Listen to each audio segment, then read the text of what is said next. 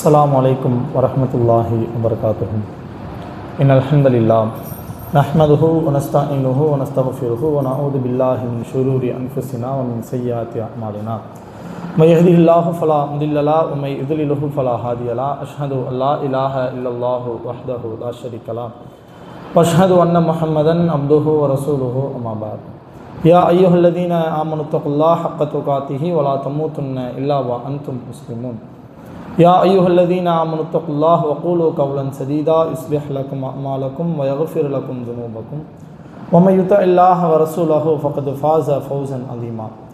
يا أيها الناس اتقوا ربكم الذي خلقكم من نفس واحدة وخلق منها زوجها وبث منهما رجالا كثيرا ونساء واتقوا الله الذي تساءلون به والأرحام إن الله كان عليكم رقيبا. அன்பிற்கும் பாசத்திற்கும் உரிய எல்லாம் அல்ல அல்லாஹ்வின் நல்லடியார்களே, அன்பு சகோதர சகோதரிகளே, அண்ட சராசரத்தை படைத்து அதை பாதுகாத்து பராமரித்து பரிபாலித்து கொண்டிருக்கும் படைப்பாளனாகிய அல்லாஹுவுக்கே எல்லா புகழும் உரித்தாகட்டுமாக. அவனுடைய அன்பும் அருளும் கருணையும் காதலும் நம்மவர் அனைவரின் மீதும் நம்முடைய குடும்பத்தார் மீதும் ஒட்டுமொத்த இறை நம்பிக்கையாளர்கள் மீதும் எல்லா நேரங்களிலும் பொழியப்பட வேண்டும் என்கின்ற பிரார்த்தனையோடு என்னுடைய உரையினை நான் ஆரம்பம் செய்கின்றேன். அன்பார்ந்த அல்லாஹ்வின் நல்லடியார்களே, இந்த உலகத்தில் எத்தனையோ மதங்கள், மார்க்கங்கள், சித்தாந்தங்கள் இருந்தாலும் இவைகளுக்கெல்லாம் மத்தியில் வணக்கத்திற்கு தகுதியானவன் அல்லாஹ் ஒருவன் மட்டும்தான் என்கின்ற இந்த இஸ்லாமிய மார்க்கத்தை நம்முடைய வாழ்வியல் நெறியாக புரிந்து கொண்டு நம்மை ஒரு இஸ்லாமியராக அடையாளப்படுத்தி கொண்டு நாம் வாழ்ந்து கொண்டிருக்கிறோம். இப்படி நாம் பின்பற்றக்கூடிய இந்த இஸ்லாமிய மார்க்கத்திற்கு இறைவனாலும் இறைவனுடைய தூதராலும் ஏராளமான வரை இலக்கணங்கள் சொல்லப்படுகிறது. அதில் ஒரு முக்கியமான வரை விலக்கணமாக நபிகளார் நமக்கு சொல்லி காட்டுகிறார்கள், அத்தீனுன் நசீஹா, இஸ்லாமிய மார்க்கம் என்றாலே பிறருடைய நலம் நாடுதல் தான் என்று நபிகளார் நமக்கு சொல்லித்தராங்க. ஒருவன் இந்த இஸ்லாமிய மார்க்கத்தை ஏற்றுக்கொண்டால், லா இலாஹா இல்லல்லாஹ், வணங்கத்திற்கு தகுதியானவன் அல்லாஹ் ஒருவன் மட்டும்தான், முஹம்மதுர் ரசூலுல்லாஹ், முஹம்மத் என்பவர்தான் அல்லாஹ்வினுடைய தூதர் என்கின்ற இந்த சத்திய மார்க்கத்தை ஒருவன் ஏற்றுக்கொண்டால் அவன் நிச்சயமாக பிறருடைய நலத்தை பேணுபவனாக இருக்க வேண்டும், அவன் சுயநலமாக வாழக்கூடாது என்கின்ற ஒரு போதனையை நபிகளார் நமக்கு எடுத்து சொல்கிறார்கள். நசிஹா அப்படின்ற இந்த வார்த்தை இருக்குல்ல, பிறருடைய நலம் நாடுதல், இதனுடைய நேரடி பொருளாக அர்த்தமாக நாம் பார்க்கும் பொழுது பிறருக்கு உபதேசம் செய்தல் என்பதுதான் இந்த நசிஹாவுடைய அர்த்தமா இருக்கு. ஒருத்தனுக்கு நல்லுபதேசம் செய்வது, நன்மையை ஏவி தீமையை தடுப்பது, இதுதான் இந்த நசிஹாவுடைய அடிப்படையே. ஒருத்தனுக்கு நன்மையை நாம் எடுத்துரைக்கிறோம் என்றால் அவனுக்கு நாம் நலம் நாடுகிறோம், தீமையை விட்டும் தடுக்கக்கூடிய ஒரு உபதேசத்தை அவனுக்கு நாம் செய்கிறோம் என்றால் அவனுக்கு நாம் நலம் நாடுகிறோம். இதை கருத்தில் வைத்துதான் நசிஹா என்றாலே பிறருடைய நலம் நாடுதல் என்கின்ற ஒரு பொருளை தந்திருக்கிறார்கள். அப்போ பிறர் நலம் நாடுதலுடைய அடிப்படை என்ன? நன்மையை ஏவ வேண்டும், தீமையை தடுக்க வேண்டும், நல்ல உபதேசங்களை பிறருக்கு செய்ய வேண்டும். இதுதான் நசிஹாவினுடைய நேரடி அர்த்தம். இதுதான் பிறர் நலம் நாடுவதனுடைய அடிப்படை. இஸ்லாமிய மார்க்கத்தின் அடிப்படையே என்னதான்? நன்மையை ஏவுறது, தீமையை விட்டு மக்களை தடுக்கிறது. ஆனால் இந்த விஷயத்தில் ஏராளமான இஸ்லாமியர்கள் சற்று சுயநலமாகத்தான் இருக்கிறார்கள்.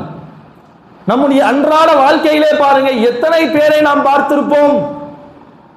வாங்க பாய், கொஞ்சம் தாவா பணிக்கு போகலாம், மக்களுக்கு மார்க்கத்தை எடுத்து சொல்லலாம், தனிநபர் தாவாவுக்கு போகலாம், வாங்க யாருக்காவது மார்க்கத்தை எடுத்து சொல்வதற்கு உதவி செய்யுங்க, யாரையாவது கூப்பிட்டா என்ன சொல்லுவாங்க? இல்ல பாய், நமக்கெல்லாம் ஒன்றும் தெரியாது, நம்மலாம் பெருசா மார்க்கத்தை பத்தி ஒன்றும் படிக்கல, நமக்கு என்ன தெரியும், நம்ம என்ன போய் சொல்றது? அதுக்குன்னு சிலர் இருக்கிறாங்க, ஆலிம்கள் இருக்கிறார்கள், தாய்க்கள் இருக்கிறார்கள், நிர்வாகிகள் இருக்கிறார்கள், அதெல்லாம் அவங்க பார்த்துக்குவாங்க, நமக்கு எதுக்கு இந்த தேவையில்லாத வேலை என்கின்ற இந்த நிலையில் எத்தனையோ இஸ்லாமியர்கள் இருக்கிறார்கள். எனக்கு சத்தியம் கிடைச்சிருச்சு, எனக்கு நேர்வழி கிடைத்து விட்டது, நான் சத்திய மார்க்கத்தில் பயணிக்கிறேன், நான் ஏகத்துவத்தில் இருக்கிறேன், ஐவேள தொழுகையை சரியா தொழுகிறேன், வணக்க வழிபாடுகளில் சரியான முறையில் நான் ஈடுபடுகிறேன், நம்ம கரெக்டா இருக்கிறோம், அது போதும், நமக்கு எதுக்கு இந்த வேலை என்று சிலர் நினைக்கிறார்கள். ஆனால் இப்படி இருப்பது ஒரு மிகப்பெரிய தவறான விஷயம் என்று நம்முடைய மார்க்கம் நமக்கு சொல்லித் தருகிறது. பிறருடைய நலத்தை பேணுபவர்களாக இருக்க வேண்டும். அதில் முக்கியமாக மார்க்க விஷயத்தில் அதிகமாக பிறர் நலங்களை நாம் பேண வேண்டும். பிறருக்கு சத்தியத்தை எடுத்து சொல்ல வேண்டும். நான் மட்டும் சுமணம் சென்றால் போதும், மற்றவர்கள் எப்படி போனால் எனக்கு என்ன என்கின்ற நிலையில் ஒரு இஸ்லாமியன் இருக்கக்கூடாது என்று நம்முடைய மார்க்கம் நமக்கு போதிக்கிறது. அல்லாஹ் குர்ஆனிலே நம்மை எல்லாம் பார்த்து பேசுகிறான். குந்தும் ஹைர உம்மத்தின் உஹ்ரிஜத் லின்னாஸ், மக்களுக்கு மத்தியில் தோற்றுவிக்கப்பட்ட சமுதாயத்திலேயே நீங்கள் தான் சிறந்தவர்கள் அப்படின்னு அல்லாஹ் நம்மளை பார்த்து பேசுறான், நம்முடைய சமுதாயத்தை பார்த்து. காரணம் என்ன சொல்றான் தெரியுமா?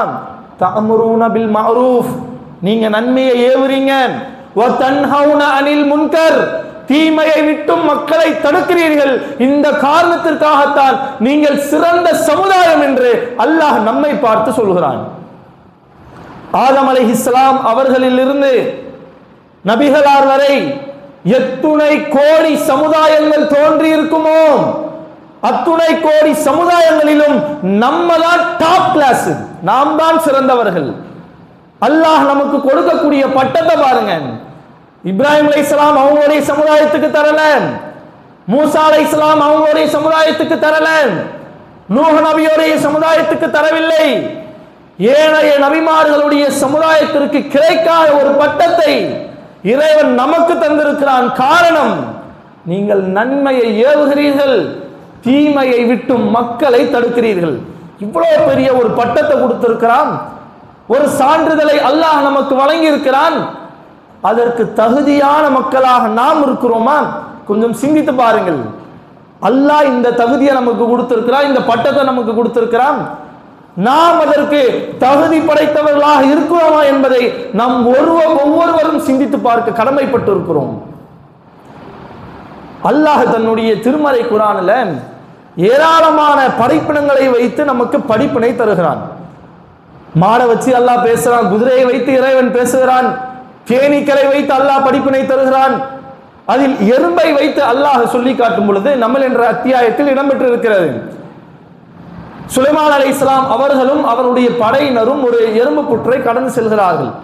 அந்த சம்பவத்தை அல்லாஹ் குர்ஆனிலே சொல்லி காட்டுகிறான். அதில் ஒரு எறும்பு அவர்களுடைய வருகையை பார்த்துவிட்டு, யா ஐயுஹன் நமல், ஓ எறும்பு கூட்டமே, உதுகுலு மசாகினக்கும், உங்களுடைய குடியிருப்புகளுக்குள் நீங்கள் நுழைந்து விடுங்கள். அந்த ஒரு எறும்பு ஏனைய எறும்புகளிடத்துல சொல்லுது. காரணம், எதுக்காக உள்ள போங்கன்னு சொல்லுது? லா யஹ்திமன்னகும் சுலைமான், சுலைமான் உங்களை மிதித்து விட வேண்டாம், வஜுனூதுஹு, அவருடைய படையினர்கள் உங்களை மிதித்து விட வேண்டாம், வஹும் லா யஷ்உரூன், அவர்கள் தெரியாமல் அறியாமல் உங்களை மிதித்து விடுவார்கள், உங்களை நசுக்கி விடுவார்கள், உங்களுடைய குடியிருப்புகளுக்குள் நீங்கள் நுழைந்து விடுங்கள் என்று ஒரு எறும்பு ஏனைய எறும்புகளை பார்த்து சொல்கிறது. எதுக்காக சொல்லணும்? அது பார்க்குதுல்ல, சுலைமான் அலைஹிஸ்ஸலாம் வரதை பார்க்குது, அவருடைய படையினர்கள் வருவதை பார்க்கிறது. பார்த்த அந்த எறும்பு நினைத்திருந்தால் என்ன செஞ்சிருக்கலாம்? சுலைமான் வராப்ல, அவங்களுடைய சமுதாயத்தினர் வராங்க, அவங்களுடைய படையினர்கள் வராங்க, நம்மளை மிதிச்சிருவாங்க, நம்மளை மட்டும் காப்பாத்திட்டா போதும், நான் மட்டும் தப்பிச்சுக்கிட்டா போதும், நம்ம வீட்டுக்குள்ள போய் ஒளிஞ்சிக்கலாம். அந்த எறும்பு நினைச்சிருந்தா செஞ்சிருக்கலாம். ஆனால் அந்த எறும்புக்கு இருந்த சிந்தனை என்ன? நான் மட்டும் பாதுகாக்கப்பட்டால் போதாது, நான் மட்டும் தப்பித்தால் போதாது, என்னுடன் இருக்கக்கூடிய சக எறும்புகளும் அவர்களிடமிருந்து பாதுகாக்கப்பட வேண்டும் என்கின்ற சமுதாய சிந்தனை, சமுதாயத்தின் மீது கொண்டுள்ள அக்கறை ஒரு எறும்புக்கு இருந்தது. ஓர் அறிவு படைத்த அந்த எறும்புக்கு சமுதாய அக்கறை இருப்பதாக அல்லாஹ் தன்னுடைய திருமறை குர்ஆனிலே சொல்லி காட்டுகின்றான். 6 அறிவு படைத்த மனிதர்கள் எத்தனை பேர் இப்படி இருக்கிறார்கள்? யோசிச்சு பாருங்க. இதுவெல்லாம் நமக்கு ஒரு மிகப்பெரிய படிப்பினை. சாதாரண விஷயமாக நாம் நினைச்சுக்கிட்டு இருக்கிறோம். அல்லாஹ் நமக்கு இந்த எறும்பை வைத்து படிப்பினை தருகிறான். நீ சுயநலமா வாழ்ற, தன்னலம் உடையவனாக நீ இருக்கிறாய், இப்படி நீ வாழ்வது கூடாது, இப்படி நீ இருக்கக்கூடாது. இந்த எறும்பை பாரு, இந்த எறும்பு எப்படி இருந்திருக்கிறது பார், அதனுடைய பிறர் நலம் நாடக்கூடிய சிந்தனையை நீ பார். எறும்புக்கே இந்த சிந்தனை இருந்தால் மனிதர்களாகிய உங்களுக்கு எப்படி இருக்க வேண்டும் என்பதை அல்லாஹ் இந்த சம்பவத்தின் மூலம் நமக்கு தெளிவுபடுத்துகிறான். தன்னலமுடையவர்களாக நாம் இருக்கக்கூடாது, எல்லா விஷயங்களிலும் பிறருடைய நலத்தை பேணுபவர்களாக நாம் இருக்க வேண்டும். நமக்கு கிடைச்ச இந்த மார்க்கத்தை, சத்தியத்தை நம்முடைய நண்பர்களுக்கு கொண்டு சேர்க்க வேண்டும். என்னுடைய நண்பர்களுக்கு, உறவினர்களுக்கு, அண்டை வீட்டு காதல்களுக்கு இந்த ஏகத்துவம் போய் சேர வேண்டும் என்கின்ற சமுதாய சிந்தனை அழைப்பு பணியிலும் நம்மிடத்தில் இருக்க வேண்டும். கஷ்டப்படுறாங்க, உதவி செய்கிறோம், காசு கொடுக்கிறோம், அது மட்டும் சமுதாய பணி அல்ல. அடிப்படையான பணி அவர்களுக்கு சத்தியத்தை எடுத்துரைப்பது, ஏகத்துவத்தை கொண்டு போய் சேர்ப்பது சமுதாய பணியில் ஒரு முக்கிய அங்கத்தை விளைவிக்கிறது. அந்த பணி நம்மிடத்தில் இருக்க வேண்டும், அந்த சிந்தனை நம்மிடத்தில் அதிகமாக இருக்க வேண்டும். நபிகளார் அப்படித்தான் இருந்தார்கள். அல்லாஹ்வுடைய தூதர் அவர்கள் தன்னுடைய சமுதாயத்துக்காக எவ்வளவு கவலைப்பட்டு இருக்கிறாங்க தெரியுமா? சமுதாயத்தாருக்கு நேர்வழி கிடைக்கவில்லை, சத்தியம் கிடைக்கவில்லை என்பதற்காக நபிகளார் எவ்வளவு கவலைப்பட்டு இருக்கிறார் என்பதை அல்லாஹ் குர்ஆனிலே சொல்லி காட்டுகின்றார். நபிகளாரை பார்த்து இறைவன் பேசுகின்றான், فَلَعَلَّكَ بَاخِعٌ نَفْسَكَ عَلَى آثَارِهِمْ إِذْ لَمْ يُؤْمِنُوا بِهَذَا الْحَدِيثِ أَسَفًا. முஹம்மதே, உங்களுடைய சமுதாயத்தார் இந்த தூது செய்தியை, சத்தியத்தை நம்பவில்லை என்றால் அவர்களுக்காக கவலைப்பட்டு உங்களை நீங்களே மாய்த்துக் கொள்வீர்களா என்று அல்லாஹ் நபிகளாரை பார்த்து கேட்கிறான். என்ன சொல்றான் இறைவன்? உங்களுடைய சமுதாயத்துக்கு நீங்க சத்தியத்தை எடுத்து சொல்றீங்க, நான் தூதுவர், அல்லாஹ்வுடைய தூதராக இருக்கிறேன், அல்லாஹ் ஒருவனைத்தான் வணங்க வேண்டும், அவனை தவிர்த்து வணக்கத்திற்கு தகுதியானவன் வேறு யாரும் இல்லை, என்னை நீங்கள் தூதராக நம்பிக்கை கொள்ளுங்கள், ஏகத்துவத்தை ஏற்றுக்கொள்ளுங்கள் என்று தூது செய்தியை நீங்கள் எடுத்துரைக்கிறீர்கள். ஆனால் அவர்கள் நம்பவில்லை, அவர்கள் ஏற்றுக்கொள்ளவில்லை. சத்தியத்தை அவர்கள் ஏற்காத காரணத்தால் அவர்களுக்காக கவலைப்பட்டு உங்களை நீங்களே மாய்த்துக் கொள்வீர்களா? நல்லா கேட்கிறான். தன்னை தானே கொலை செய்து கொள்ளக்கூடிய அளவிற்கு நபிகளார் தன்னுடைய சமுதாயத்துக்காக கவலைப்பட்டிருக்கிறாங்க. தனக்காக இல்லை, தன்னுடைய சுய கவலை இல்லை, தன்னுடைய சமுதாய கவலை, தன்னுடைய சமுதாயத்துக்கான கவலை.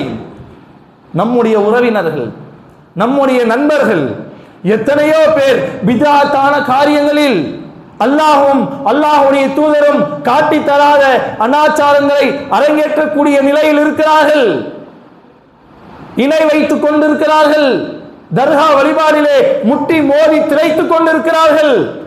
அவர்களுக்காக என்றாவது ஒரு நாள், ஒரே ஒரு நாள் நம்ம கவலைப்பட்டு இருக்கிறோமா? கண்ணீர் வடித்திருக்கிறோமா? எனக்கு கிடைச்ச நேர்வழி என் அப்பாவுக்கு கிடைக்கலையே, என் அம்மாவுக்கு கிடைக்கலையே, என்னோடு படிச்ச என்னுடைய நண்பர்களுக்கு கிடைக்கலையே, என்னுடைய அண்டை வீட்டுக்காரருக்கு கிடைக்கலையே, என்னுடைய உறவினர்களுக்கு கிடைக்கவில்லை என்று நம்மில் எத்தனை பேர் நம்முடன் வாழக்கூடிய சக மக்களுக்காக கவலைப்பட்டு இருக்கிறோம்? மிகவும் குறைவான மக்கள் வேண்டுமானாலும் அப்படி இருக்கலாம். ஆனால் நபிகளார் எந்த அளவிற்கு தன்னுடைய சமுதாயத்துக்காக கவலைப்பட்டு இருக்கிறாங்க பாருங்க. இது நமக்கு ஒரு மிகப்பெரிய முன்மாதிரி. நபிகளார் அப்படித்தான் வாழ்ந்து காட்டி இருக்கிறார்கள். தன்னை தானே கொலை செய்து கொள்ளக்கூடிய அளவிற்கு இறைவன் பயன்படுத்துறான். உங்களை நீங்களே கொலை செஞ்சுக்காதீங்க அவங்களுக்காக கவலைப்பட்டு. அல்லாஹ் இந்த அளவிற்கு ஒரு வாசகத்தை பயன்படுத்துகிறான் என்றால் நபிகளாருடைய கவலை எப்படி இருக்கும்னு பாருங்க. சாதாரணமா கவலைப்படல, ஒரு சொட்டு ரெண்டு சொட்டு கண்ணீர் வடிக்கவில்லை, தன்னை தானே மாய்த்து கொள்ளக்கூடிய அளவிற்கு தன்னுடைய சமுதாயத்துக்காக, சமுதாய நலனுக்காக, நாளை மறுமையில் அவர்கள் வெற்றி அடைய வேண்டும் என்பதற்காக நபிகளார் கவலைப்பட்டு இருக்கிறார்கள். இந்த அளவிற்கு சமுதாய சிந்தனை நபிகளாரிடத்தில் இருந்தது. சமுதாயத்தின் மீது ஒரு மிகப்பெரிய அக்கறை கொண்டவர்களாக நபிகளார் இருந்தார்கள். சமுதாயத்தினுடைய நேர்வழிக்காக கவலைப்பட்டார்கள். சமுதாயத்தாருடைய மறுமை நிலையை கவனித்து நபிகளார் கவலைப்பட்டார்கள். எந்த அளவிற்கு நாளை மறுமை நாளிலே மக்கள் எல்லாம் தங்களுக்காக அல்லாஹ்விடத்தில் யார் பரிந்து பேசுவார்கள் அப்படின்னு யோசிப்பாங்களாம். அப்போ ஒரு சாரார் சொல்வார்கள், இதுஹபு இலா ஆதம், நீங்கள் ஆதம் அலைஹிஸ்ஸலாம் அவரிடத்தில் செல்லுங்கள், அவர் உங்களுக்காக அல்லாஹ்விடத்தில் பரிந்து பேசுவார் அப்படின்னு ஒரு சாரார் சொல்லுவாங்க.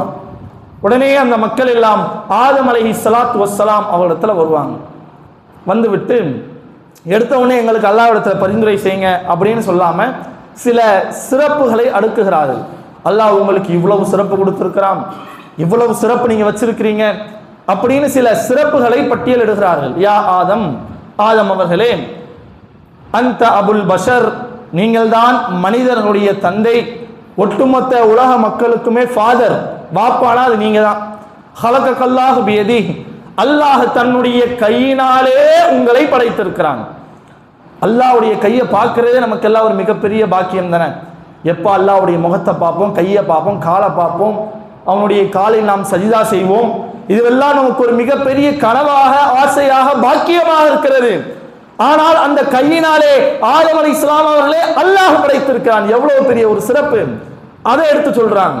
ஹலகல்லாஹு பியதி, அல்லாஹ் தன்னுடைய கையினாலே உங்களை படைச்சிருக்கிறான். வநஃபஹ ஃபீக மிர் ரூஹி, தன்னுடைய ரூஹை அல்லாஹ் உங்களுக்கு வழங்கி இருக்கிறான். அமரல் மலாயிகா, அவன் மாணவர்களுக்கு கட்டளையிட்டான். ஃபஸஜது லக், அவர்கள் எல்லாம் உங்களுக்கு பணிந்தார்கள். எவ்வளவு பெரிய ஒரு சிறப்பு. இவ்வளவு சிறப்பு வைத்திருக்கும் நீங்கள் இஸ்ஃபாலனா இலா ரப்பிக், உங்களுடைய இறைவனிடத்தில் சொல்லி எங்களுக்கு கொஞ்சம் பரிந்து பேசுங்கள் ஆதம் அலைஹிஸ்ஸலாம் இடத்துல சொல்லுவாங்க. உடனே ஆதம் அலைஹிஸ்ஸலாம் அவர்கள் பதில் சொல்வார்கள், இல்லை, என்னால முடியாது. என்னுடைய இறைவன் ஒரு மரத்தை விட்டு என்னை தடுத்திருந்தான், நான் மாறு செய்து விட்டேன். என்னுடைய நிலை என்னன்னு தெரியல, வேற யார்கிட்டயாச்சும் போங்க. நூஹ் அலைஹிஸ்ஸலாம் இடத்தில் வருவார்கள். அதே போன்று சிறப்புகளை அடுக்குவார்கள். அந்த அவ்வளவு ரசூலுல்லாஹ் சம்மாக்கல்லாஹு அப்தன் ஷக்கூரா, நீங்கள் தான் பூமியில் அனுப்பப்பட்ட முதல் தூதர், நன்றி மிக்க அடியார்னு அல்லாஹ் உங்களுக்கு பேர் வச்சிருக்கலாம். இஸ்ஃபாலனா இலா ரப்பிக், உங்களுடைய இறைவனிடத்தில் சொல்லி எங்களுக்கு பரிந்துரை செய்யுங்கள். நூஹ் அலைஹிஸ்ஸலாம் இடத்துல கேட்பாங்க. நூஹ் அலைஹிஸ்ஸலாம் அவர்கள் சொல்வார்கள், இல்லை, என்னால முடியாது. எனக்கு ஒரு பிரார்த்தனை இருந்தது, தஅவுது அலா கௌமி, என்னுடைய சமுதாயத்துக்கு எதிராக நான் பிரார்த்தனை செஞ்சிட்டேன். என்னுடைய நிலை என்னன்னு தெரியல, நஃப்சி நஃப்சி, வேற யார்கிட்டயாச்சும் போயிருங்க, என்னால பரிந்துரை செய்ய முடியாது. இப்ராஹிம் அலைஹிஸ்ஸலாம் இடத்தில் வருவார்கள். அதே போன்று கேட்பார்கள், அந்த நபியுல்லாஹ் வ ஹலீலு, நீங்கள் அல்லாஹ்வுடைய தூதர், அல்லாஹ்வுடைய தோழர், அல்லாஹ்வுக்கே ஒரு பெஸ்ட் ஃப்ரெண்ட்னா அது நீங்க தான். ஃபஸ்ஃபாலனா இலா ரப்பிக், எனவே உங்களுடைய இறைவனிடத்தில், உங்களுடைய நண்பனிடத்தில் சொல்லி, அல்லாஹ்விடத்தில் சொல்லி எங்களுக்காக பரிந்துரை செய்ய மாட்டீங்களா? இப்ராஹிம் அலைஹிஸ்ஸலாம் இடத்துல கேட்பாங்க. அவங்களும் முடியாதுன்றாங்க, யாராலும் முடியாது. இப்படியே ஒவ்வொரு இறை தூதராக இறுதியாக ஒரே ஒரு நம்பிக்கையாக அந்த மக்கள் எல்லாம் நபிகளாரிடத்தில் வருவார்கள். வந்து விட்டியா முஹம்மத், முஹம்மது அவர்களே, அந்த ரசூலுல்லாஹ், நீங்கள் அல்லாஹ்வுடைய தூதர், வ காத்தமுல் அன்பியா, நபிமார்களுடைய முத்திரையும் நீங்கள் தான், நீங்கள் தான் இறுதி தூதர், உங்களுக்கு பிறகு எந்த தூதரும் இல்லை. கஃபரல்லாஹு லக மா தகத்தம மின் தம்பிக வ மா தஅஹர், உங்களுடைய முன்பின் பாவங்கள் எல்லாத்தையுமே அல்லாஹ் மன்னிச்சிட்டாங்க. எவ்வளவு பெரிய ஒரு சிறப்பு. ஃபஸ்ஃபலனா இலா ரப்பிக், உங்களுடைய இறைவனிடத்தில் சொல்லி எங்களுக்காக பரிந்துரை செய்வீங்களா? நபிகளாரிடத்தில் கேட்பார்கள். அந்த நேரத்தில் அல்லாஹ்வுடைய தூதர் இறைவனுடைய அர்ஷுக்கடியில் வந்து 2 சஜிதாக்களை செய்துவிட்டு தன்னுடைய கையை ஏந்தியவர்களாக, ரப்பி, என்னுடைய இறைவா, உம்மதி உம்மதி, என் சமுதாயம் என் சமுதாயம் என்று நமக்காக, தன்னுடைய சமுதாயத்துக்காக நபிகளார் நாளை மறுமை நாளிலே மன்றாடுவார்கள். அந்த நேரத்தில் அல்லாஹ்வுடைய தூதரின் அந்த பிரார்த்தனையை அல்லாஹ் ஏற்றுக்கொள்கிறான். எப்படி மற்ற இறை தூதர்களுக்கு கிடைக்கப்படாத ஒரு சிறப்பு ரசூலுல்லாஹ்வுக்கு கிடைச்சது, இதை பற்றி நபிகளார் சொல்லி காட்டுகின்றார்கள். லி குல்லி நபியின் தஅவத்துன் முஸ்தஜாபான், இந்த உலகத்தில் வாழ்ந்த எல்லா தூதருக்கும் உடனே பதிலளிக்கப்படுகின்ற ஒரு பிரார்த்தனை இருந்துச்சு. ஃபதஅஜ்ஜல குல்லு நபியின் தஅவதான், எல்லா இறை தூதர்களும் என்ன செஞ்சாங்க தெரியுமா? தங்களுடைய பிரார்த்தனையை இந்த உலகத்திலேயே கேட்டு விட்டார்கள். ஆனால் நான் என்ன செய்திருக்கிறேன் தெரியுமா? நான் என்னுடைய பிரார்த்தனையை மறைத்து வைத்திருக்கிறேன். ஷஃபாஅத்தல் லில் உம்மதி யௌமல் கியாமாம், மறுமை நாளில் என்னுடைய சமுதாயத்தாருக்கு பரிந்துரை செய்வதற்கு. நாளை மறுமை நாளிலே என்னுடைய சமுதாயம் அவர்களுக்காக நான் பரிந்துரை செய்ய என்னுடைய பிரார்த்தனையை நான் மறைச்சு வச்சிருக்கிறேன் ரசூலுல்லாஹ் சொல்றாங்க. ரசூலுல்லாஹ் எந்த தேவையும் இல்லாமல் இருந்தார்களாம், கோடியிலே புரண்டார்களாம், சுகபோகமான ஒரு வாழ்வை நபிகளார் வாழ்ந்தார்களாம். எத்தனை செய்திகளை பார்த்திருக்கிறோம். பல மாதங்களாக நபிகளாருடைய வீட்டிலே அடுப்பெறிந்தது கிடையாது.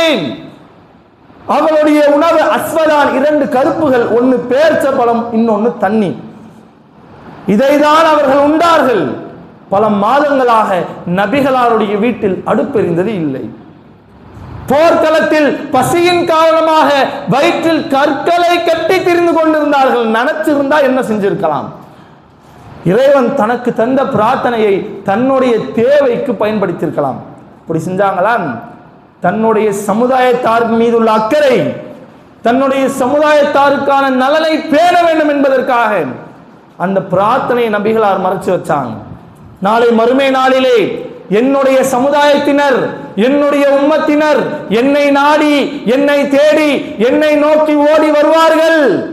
அந்த நேரத்தில் அவர்களுக்கு நான் பரிந்துரை செய்ய வேண்டும் என்றால் இந்த பிரார்த்தனை எனக்கு இருக்க வேண்டும் என்று நமக்காக, தன்னுடைய சமுதாயத்துக்காக நபிகளார் அந்த பிரார்த்தனையை மறைத்து வைத்திருக்கிறார்கள் என்றால், தனக்குரிய ஒரே ஒரு பொக்கிஷத்தை நபிகளார் பாதுகாத்து வைத்திருக்கிறார்கள் என்றால் எவ்வளவு அக்கறை தன்னுடைய சமுதாயத்தார் மீது நபிகளார் கொண்டிருக்கிறார்கள். அது போன்ற சமுதாய அக்கறை நம்மிடத்திலும் இருக்க வேண்டும்.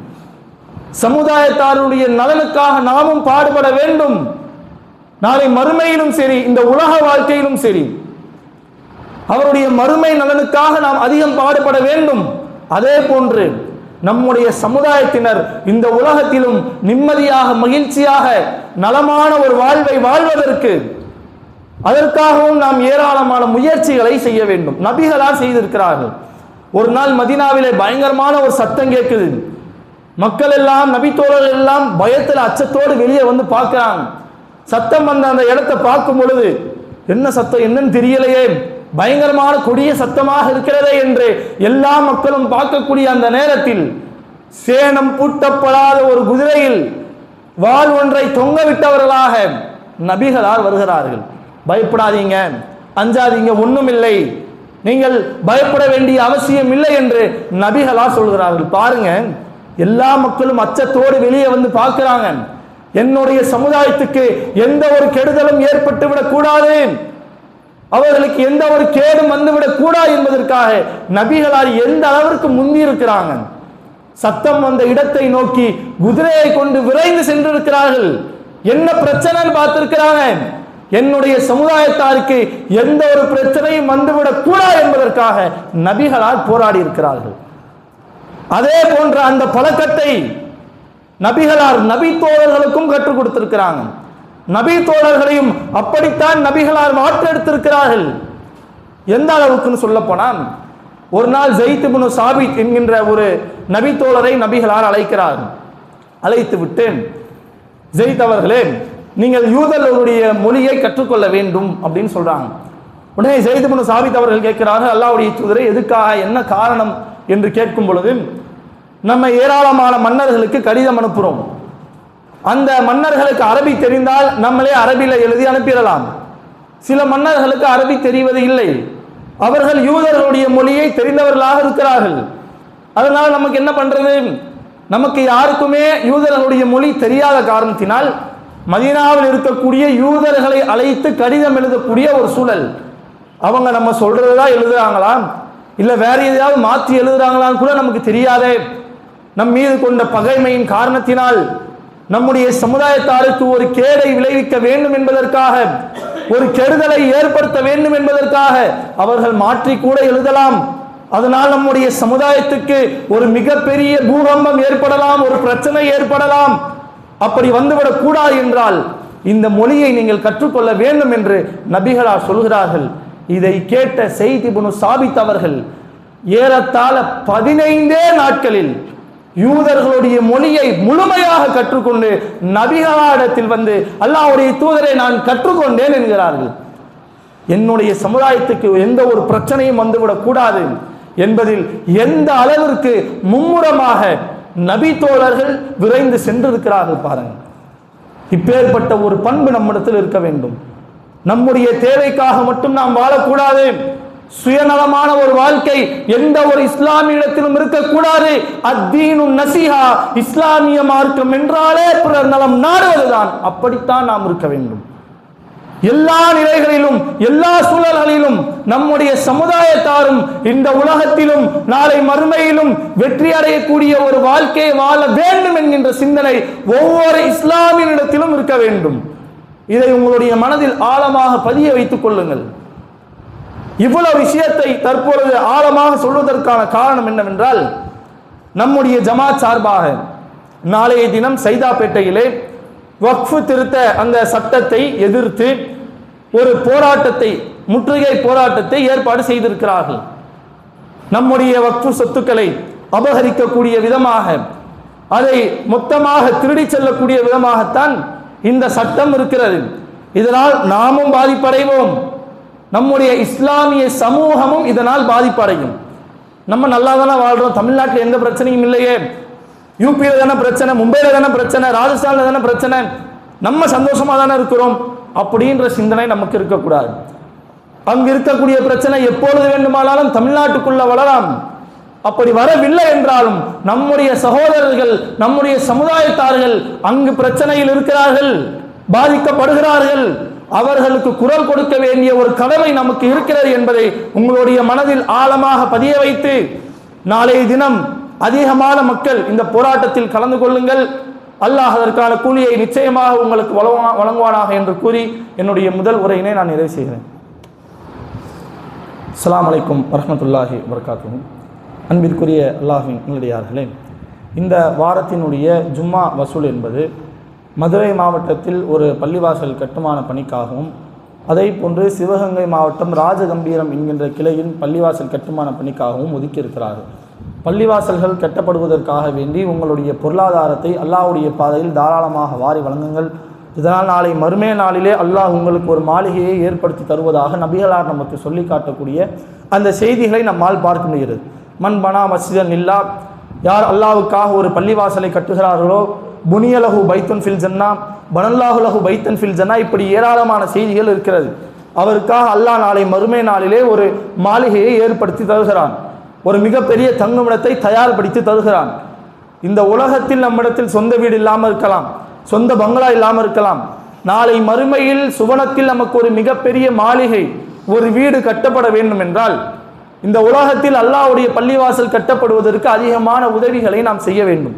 இதை உங்களுடைய மனதில் ஆழமாக பதிய வைத்து இன்றைய தினத்தினுடைய ஜும்மாவிலே உங்களுடைய பொருளாதாரத்தை அல்லாஹ்வுடைய பாதையில் பள்ளிவாசல் கட்டப்படுவதற்காக தாராளமாக வாரி வழங்குங்கள்.